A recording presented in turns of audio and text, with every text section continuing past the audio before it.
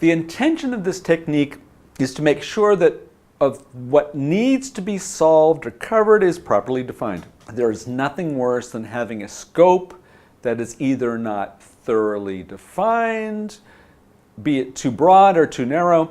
That being said, this is not an easy task. It is not so straightforward always that a requirement is in scope or clearly out of scope. Here are some of the elements we use to help us perform this scope modeling.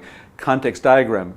This procedure allows you to describe in one depiction all the relevant stakeholders and what their interactions are to that of what you're trying to address.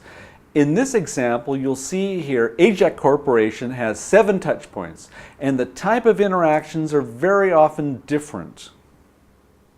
Number 2, features. A feature refers to what the solution should be providing to accomplish the needs of one or more stakeholders. This is not a task you perform once and you're done. Rather, it's a continual process you follow throughout the life of the endeavor. Number 3, business processes. I tend to think you can see why business processes help you understand scope. They may not always be applicable, but usually are. Number 4 is use case diagrams. This is another element we have covered in a video lecture, so I just want to allude to its use in defining the scope, that's all. Number 5 are tied to events. Events can either be temporal or external.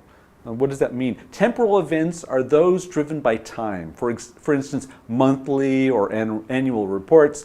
This time is dictated by time-related business rules. An external event happens outside that what you are working on and has an influence on what you're trying to accomplish. So there you have in a nutshell what scope modeling is and what elements we use to help create and manage it. Thanks for listening.